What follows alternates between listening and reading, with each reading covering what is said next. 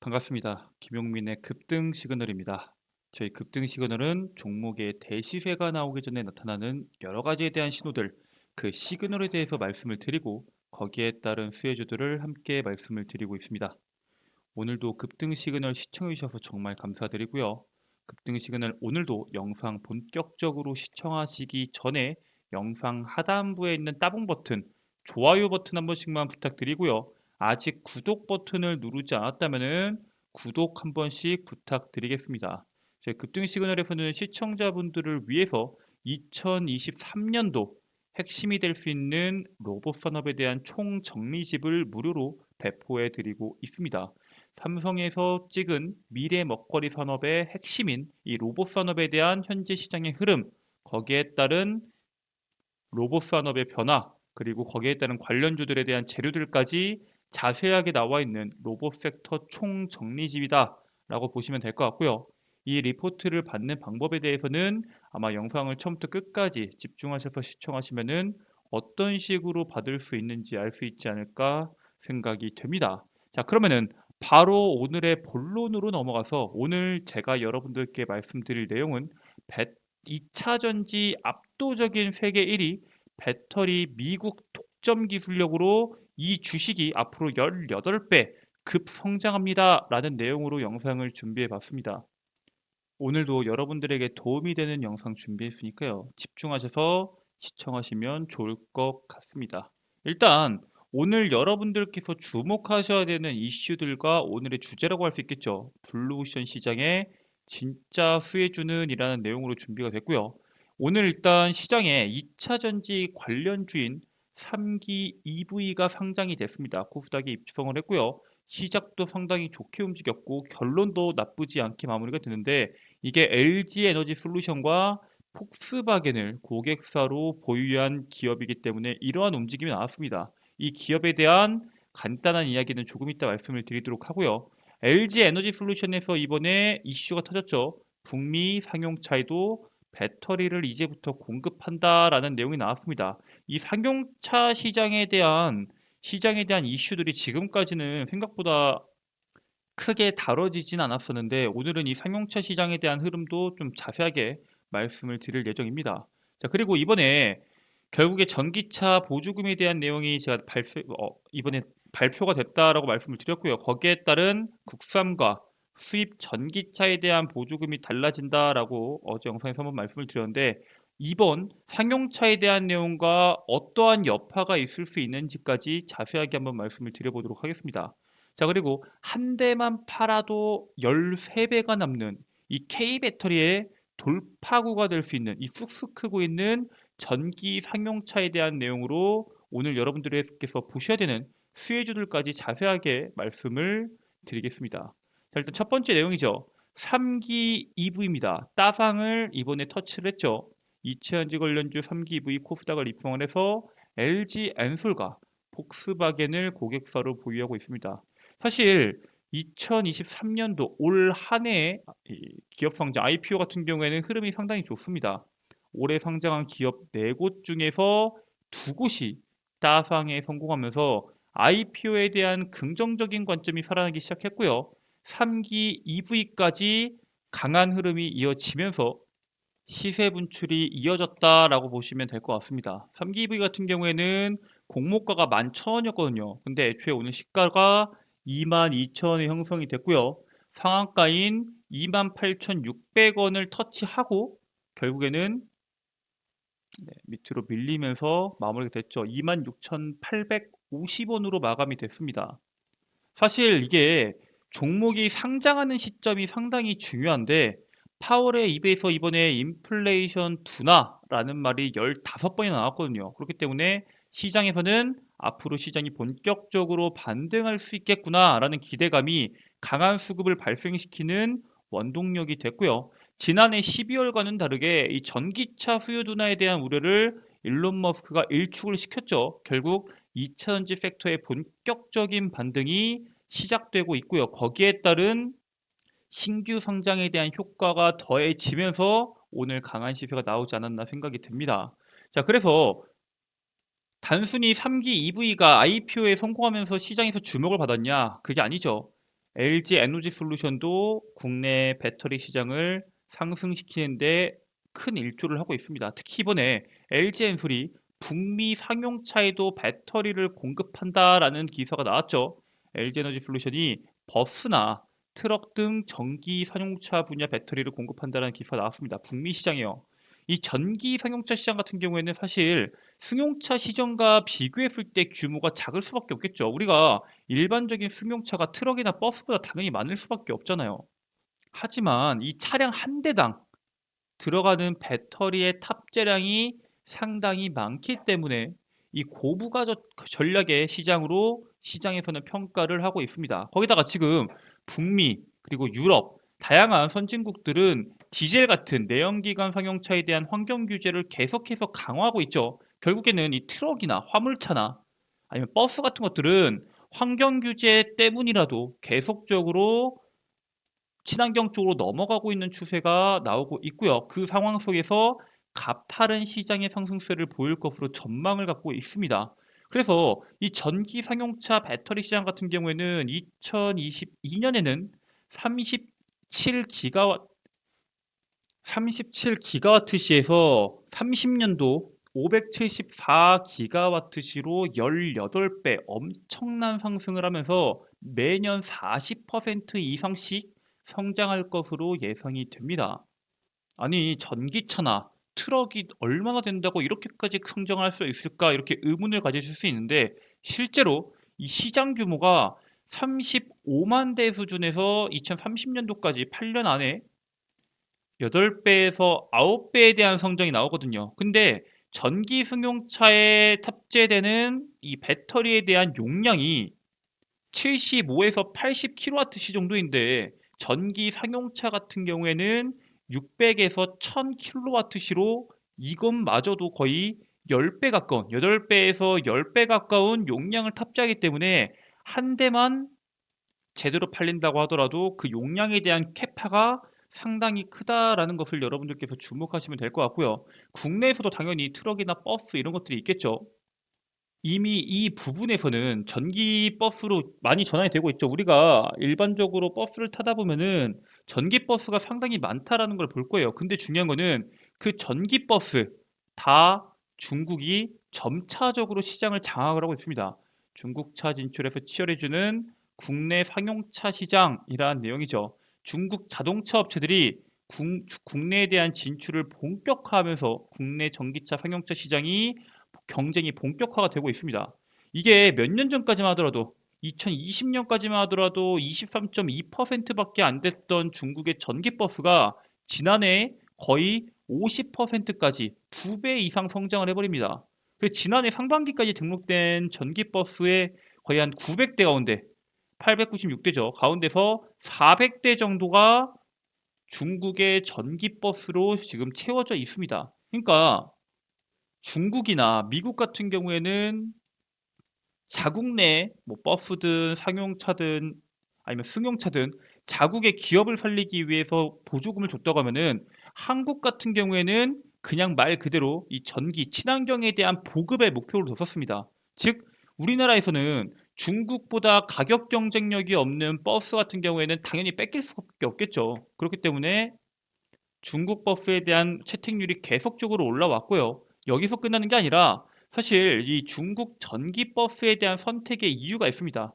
18년도, 19년도까지만 하더라도 현대의 전기 버스가 4억 5천만 원, 중국의 전기 버스 같은 경우에는 3억 5천만 원 수준으로 한 1억 정도가 차이 났습니다. 뭐 지금 같은 경우에는 3억 3천만 원 정도의 수준으로 중국 버스가 아직까지 더 인기가 있지만 실제로는 가격 차이는 거의 없거든요. 아니 가격 차이가 없는데 왜 중국에 대한 버스가 인기가 많을까? 바로 중국 버스는 충전 용량이 엄청납니다. 즉 한 번 충전을 해가지고 하루 종일 운행이 가능한데 국내선 같은 경우에는 운행 도중에 한 번 따로 충전하기 때문에 사실상 너무 불편하다. 이 주행 거리에 따른 성능 차이로 인해서 점차적으로 중국에 대한 전기차 채택률이 올라가고 있는 상황입니다. 일반적으로 우리가 알고 있는 시내 버스 같은 경우에는 하루 온종일 달리면은 200에서 300km 정도를 달리는데 이 비아디나 범한 같은 중국 배터리의 용량은 350kWh 정도가 됩니다. 현대, 에디슨 모터스의 국산에 대한 배터리 같은 경우에는 300kWh보다 안 되기 때문에 중국산에 비해서 사실 한참 못 미치는 정도입니다. 그리고 우리가 알다시피 겨울이나 아니면 초겨울, 날씨가 추울 때는 배터리의 성능이 100%를 발휘를 못하죠. 그렇기 때문에 사실 이 정도 용량으로는 하루에 200-300km를 못 달리기 때문에 그 불편함 때문이라도 계속적으로 중국 버스로 넘어가는 게 아닌가라는 내용들이 나오고 있습니다. 문제는 과거에 이 버스 회사에서 중국산 디젤 버스를 도입을 했습니다. 근데 이 디젤 버스가 몇 년 안 돼서 폐업해버린 거예요. 이 폐업해버리면은 AES 어떻게 받아요? 못 받죠. 부품 공급도 상당히 어렵고 AES도 힘들기 때문에 아주 크게 곤욕을 치른 적이 있는데, 그럼에도 어쩔 수 없이 가격적인 메리트도 있었고, 과거에는 지금 같은 경우에는 사실상 주행거리에 대한 차이가 있기 때문에 버스 업체 상황에서는 어쩔 수 없다라는 내용이 일각에서는 나오고 있긴 합니다. 그렇기 때문에 이 부분에 대해서는 정부에서 이 보조금 같은 걸로라도 국내 기업에게 더 유리한 상황을 만들어 주고, 그게 아니라면은 인프라를 설치할 수밖에 없는 환경을 만들어야 되는데 그거를 이번에 했습니다. 국산과 수입 전기차 보조금이 달라진다. 중국산 버스 같은 경우에는 70%만 이러한 내용이 나왔어요.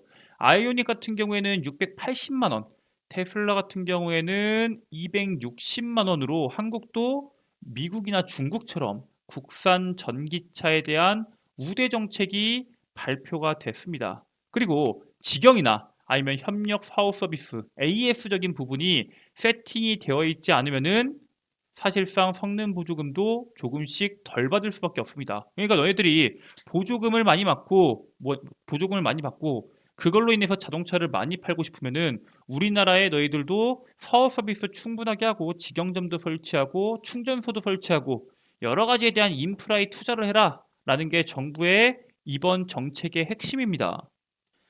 당연히 바로 전에 말했던 그 중국의 디젤 버스 도입했다 폐업했던 것처럼 이런 문제들을 해결하기 위한 여러 가지에 대한 내용들이 나오고 있고요. 실질적으로 계속적으로 이런 전기 승합차, 버스, 트럭 부분에 대해서 보조금을 우리나라에게 유리하게 해주기 위해서 의도했는지는 모르겠지만 배터리 밀도에 따라서 최대 30% 삭감을 진행한다라는 내용이 나왔습니다. 우리나라처럼 리튬이온 배터리를 쓰는 게 아니라 밀도가 낮은 LFP 배터리를 주로 장착하는 중국산 버스 같은 경우에는 직격탄을 받을 수밖에 없는 상황이 현재 연출이 되고 있다라고 보시면 될 것 같고요.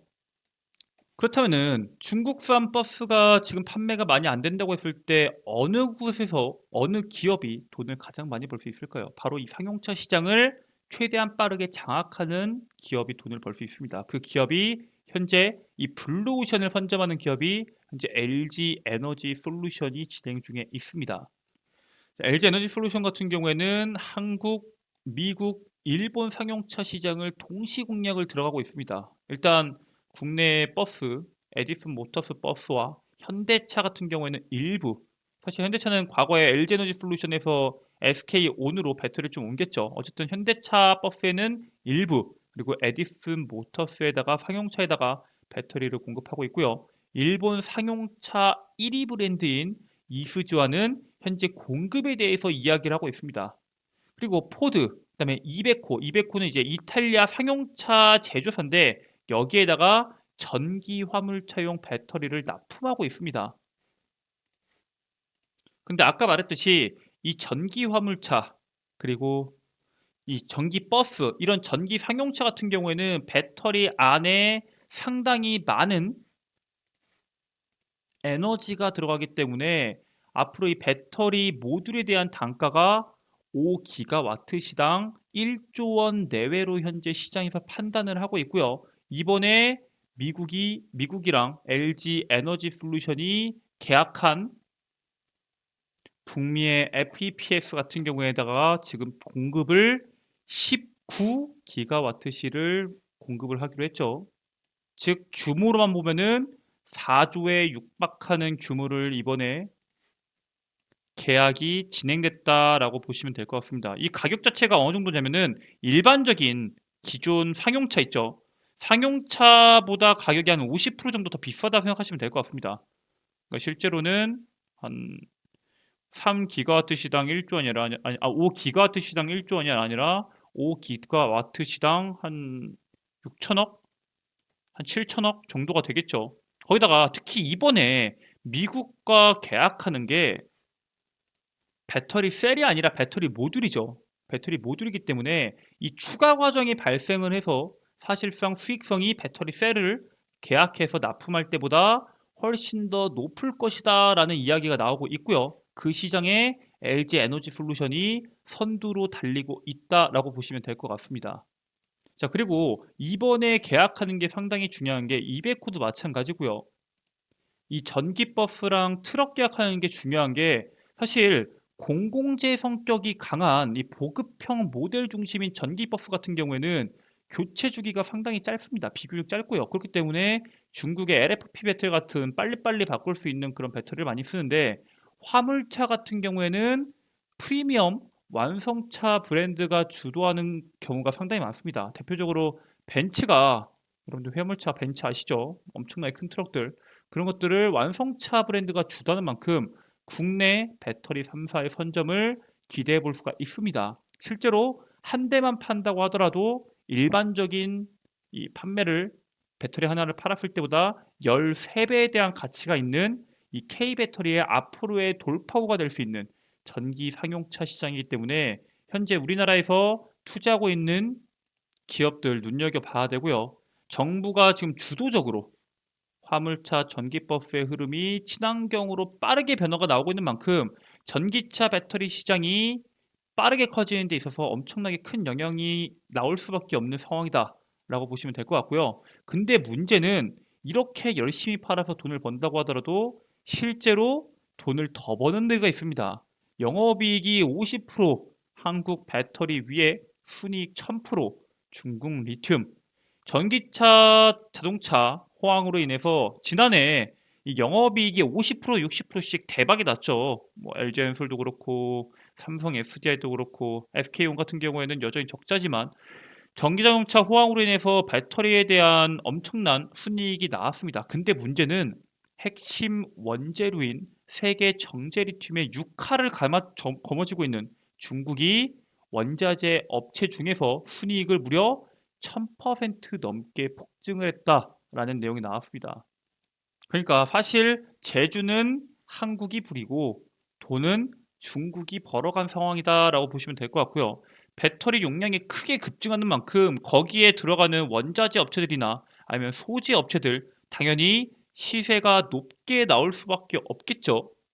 그래서 거기에 맞춰서 이미 우리나라 국내 기업들이 빠르게 움직이고 있습니다. 빠르게 움직여서 이 리튬 사업을 진행하고 있는데 이 리튬이 얼마 돈이 되냐면 이달까지 500억 규모의 수소화 리튬을 공급을 준비하는 미래첨단 소재입니다. 지난달에 165억, 다음 달에 335억 수준으로 단 2달 만에 미래첨단 소재 전체 매출을 육박하는 수준의 성과가 이번에 발생이 됩니다.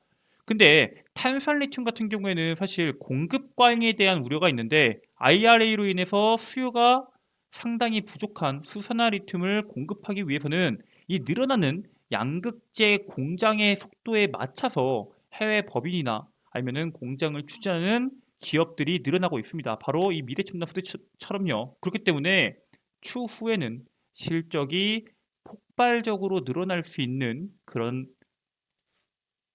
재료를 갖고 있는 게 바로 이 수산리튬 관련된 종목군들이다라고 보시면 될 것 같고요. 이미 냄새를 맡은 한국시티은행은 전기차 60만 대 어치에 대한 수산리튬 생산을 지원을 합니다. 본격적으로 투자가 진행이 되고요. 한국시티은행은 아르헨티나 리튬 염호 개발 사업을 위해서 대주단 금융 계약을 체결합니다. 최근에 계약을 체결했던 한국무역공사와 함께 4억 1200만 달러 규모의 신디케이트 금융을 지원한다라는 내용이 나왔는데 이 신디케이트가 뭐냐면은 그냥 쉽게 말해서 이 다수의 금융기관이 차관단을 구성해서 뭐 융자해 주는 걸 말을 하는 겁니다. 융자해서 단기 대출을 해주는 걸. 그래서 한국무역공사랑 한국시티은행이 신디케이트 금융을 지원해 준다 이렇게 보시면 될 것 같고요. 그래서 이로 인해서 2024년까지 연간 25,000톤의 수산화 리튬을 생산할 계획을 갖고 있고요. 여기서 확보되는 물량이 전기차 60만 대에서 사용할 수 있는 물량이기 때문에 앞으로 안정적으로 공급망 확보에 집중 투자를 할 수 있다. 이 점을 여러분들께서 주목하셔야 된다라고 말씀을 드립니다. 아니 그러면은 지금 당장 시장에 있는 수많은 종목군들 중에서 내가 노릴 수 있는 종목이 뭐가 있나요? 라고 물어보실 수 있겠죠. 그래서 그 종목에 대해서 말씀을 드리겠습니다. 일단 첫 번째 종목은 대부 마그네틱입니다. 대부 마그네틱 같은 경우에는 배터리 장비 업체이면서도 리튬 산업에 진출한 기업이고요. 얘네가 갖고 있는 기술력이 이 전자석을 이용해서 금속 이물질을 빼내는 탈철기를 보유하고 있습니다. 이게 탈철기가 배터리뿐만 아니라 배터리 소재 공정에 있어서 꼭 필요한 장비인데 얘네가 지금 그 시장을 80%를 장악을 하고 있습니다. 그래서 이 80%를 장악하고 있는 탈철 장비 업체로 얘네가 우리나라 국내 배터리 3사 LG엔솔, 삼성 SDI, SK온 그리고 양극재 4곳 잘 알고 있는 에코프로비엠, LNF, 포스코케미칼, LG화학 이런 모든 기업들의 이 부분에 대해서 공급을 하고 있는 기업입니다. 즉 앞으로 전기차 시장이 계속적으로 커짐에 따라서 이런 모든 국내에서 잘 나간다고 할 수 있는 모든 기업의 매출 다변화가 되어 있는 기업이기 때문에 여러분들께서 반드시 지금 현 시점에서 주목하셔야 되는 종목 중에 하나다라고 말씀을 드리고요. 두 번째 종목은 강원에너지입니다. 이 강원에너지 같은 경우에는 최근에 에코프로비엠과 2차전지 양극재 공정 설비 공급을 계약을 체결합니다. 439억으로 꽤 큰 금액에 대해서 계약을 체결했는데 지난해 11월에 경주 공장을 준공으로 해서 해당 공중에서 이 무수 수산화 리튬 생산 진행을 계속적으로 진행을 했을 때 올해 안에 월 1000톤의 생산이 가능할 것으로 판단을 하고 있다라는 내용이 나오고 있고요. 사실 이 무수 수산화 리튬을 생산할 수 있는 기업이 그렇게 많진 않아요. 상당한 기술력을 갖고 있는 기업인데 기존의 리튬 대비해서 이 수분 함량을 줄여서 부피가 무려 60%가량 감소할 수 있는 이 무수 수산화 리튬은 이 기술력을 갖고 있는 기업이 많이 없다고 말씀을 드렸죠. 근데 그 기업들 중에서 국내에서는 가장 많이 생산해낼 수 있는 기업 중에 하나입니다. 즉, 이 기업이 생산해내는 내용들, 물량들 같은 경우에는 캐파를 늘리기만 한다면은 판매하기에 상당히 유리한 고지에 있다라고 보시면 될 것 같고요. 그렇기 때문에 여러분들이 지금부터 주목하셔야 되는 종목군 중에 하나다라고 말씀을 드리도록 하겠습니다. 네, 그래서 오늘 여러분들께는 앞으로의 시장의 흐름과 상용차에 대한 내용들 그리고 그 안에 들어가는 소재 중에서 지금 당장 주목하셔야 되는 종목군들에 대해서 말씀을 드렸는데 아니 나는 2차 전지에 대한 내용들도 좋은데 최근에 우리나라 국내 배터리 3사들도 그렇고 미국에다가 공장을 엄청나게 지으면서 그 공장에 들어가는 로봇들도 상당히 궁금하다. 그리고 삼성이 미래 먹거리로 집은 로봇 산업에 대한 핵심 수혜주들도 궁금하다 하시는 분들이 계실 수도 있기 때문에 지금부터는 이 로봇 섹터에 대한 리포트 아까 말씀드렸다시피 무료로 받으실 수 있는 방법에 대해서 말씀을 드리도록 하겠습니다. 여러분들 핸드폰 보시면은 이렇게 구글 플레이 스토어가 있으실 겁니다. 그 구글 플레이 스토어에다가 김용민의 급등 시그널을 검색을 하시면은 이런 식으로 김용민의 급등 시그널 어플리케이션이 나오게 됩니다. 밑에 유사한 급등 시그널, 땡땡 시그널 여러 가지가 있는데 절대 누르시면 안 되고요. 반드시 김용민의 급등 시그널이 맞는지 확인 후에 들어오셔야 됩니다. 다른 거 잘못 누르시면 광고 전화가 갈 수도 있어요. 김용민의 급등 시그널을 클릭하게 되면은 이런 식으로 설치 버튼이 있을 겁니다. 설치하시고 어플리케이션 이용하시면 되는데 김용민의 급등 시그널은 광고 전화 안 오냐 물어보실 수 있습니다. 절대 오지 않습니다. 왜냐면은 전화번호 이런 개인 정보를 전혀 적지 않기 때문에 그냥 들어오셔서 이용만 하시면 되는 어플리케이션이다 라고 말씀을 드리고요. 어플리케이션 설치 후에 들어오게 되시면은 가장 상단부에 있는 급등 추천주를 클릭하시고 상반기 로봇 섹터 총정리라고 적혀 있는 해당 글을 클릭하시게 되시면은 하단부에 여러분들께서 올해 반드시 확인하셔야 되는 로봇팩터 총정리라는 PDF 파일 다운로드 받으실 수 있도록 제가 업로드 해놨고요. 여러분들께서 다운받으시고 영구적으로 소장이 가능합니다. 여기 있는 거 전부 다 100% 무료로 누구나 이용하실 수 있기 때문에 들어오셔서 해당 자료 다운받으시라고 말씀을 드리겠고요. 아니 그러면은 이 해당 자료만 무료고 다른 거는 돈 드는 거 아니냐? 전부 다 무료가 맞습니다. 일단 김용민의 급등 시그널에서는 여러분들께서 총 세 가지에 대한 목차가 있습니다. 첫 번째 급등 추천주, 장전 급등 뉴스, 그다음에 급등주 완벽 분석이 있어요. 급등 추천주가 뭐냐? 말 그대로 다음 날에 시장에서 강한 시세를 낼 수 있는 종목군들을 제가 직접 선별해서 매일매일 업로드를 해드리고 있습니다. 어제 같은 경우에도 22시간 전에 업로드가 됐죠. 장 끝나고 시간에까지 거의 마무리가 됐을 때 여러분들께 종목이 추천이 들어가고요. 그 종목 추천에는 이런 식으로 매수를 얼마에 될지, 그 다음에 손절가, 목표가, 그 다음 여러분들께서 주목하셔야 되는 투자 포인트까지 전부 다 적어서 업로드를 해드리고 있습니다. 어제 같은 경우에는 나무가가 나갔죠. 장전 급등 뉴스가 뭐냐? 말 그대로 장 시작 전에 시장에서 여러분들이 주목하셔야 되는 이슈들, 그리고 그 주목하셔야 되는 이슈들에 관련된 관련주들을 제가 총 정리해서 업로드를 해드립니다. 오늘 같은 경우에는 신규 성장주 3기 V, 오브젠, 미래반도체에 대해서 말씀을 드렸고요. 나무가, 신화콘텍, MP, 맥스트, 자이언트 스텝 등 시장에서 주목받을 수 있는 이슈와 거기에 따른 관련주들 매일매일 업로드를 해드린다라고 생각하시면 될 것 같습니다. 보시면 하단부에도 마찬가지로 해당 내용이 매일매일 업로드가 되고 있고요.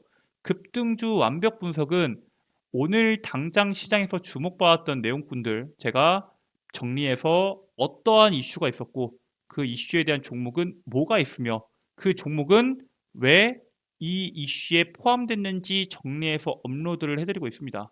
여기에 있는 모든 내용들 여러분들 100% 무료로 이용 가능하시고요. 평생 무료입니다. 네, 앞으로도 평생 과금될 일 없으니까 부담 가지지 마시고 들어오셔서 여러분들께 필요하신 자료부터 종목들까지 꼭 확인하시길 바라겠습니다. 오늘 제가 준비한 영상은 여기까지입니다. 오늘도 끝까지 시청해주신 모든 분들께 감사드리면서요. 저희 급등 시그널 매일매일 여러분들께 최신 이슈와 거기에 따른 수혜주 업로드 해드리고 있습니다. 오늘도 영상 보시고 영상이 도움이 되셨다면 영상 하단부에 좋아요 그리고 아직 구독을 누르지 않았다면 구독 버튼을 마지막으로 알람 설정까지 한 번씩 부탁드리도록 하겠습니다. 저희 급등 시그널 영상과 어플리케이션을 통해서 많은 분들께서 투자에 도움을 받아가시길 바라겠습니다. 오늘도 영상 끝까지 시청해 주셔서 감사합니다.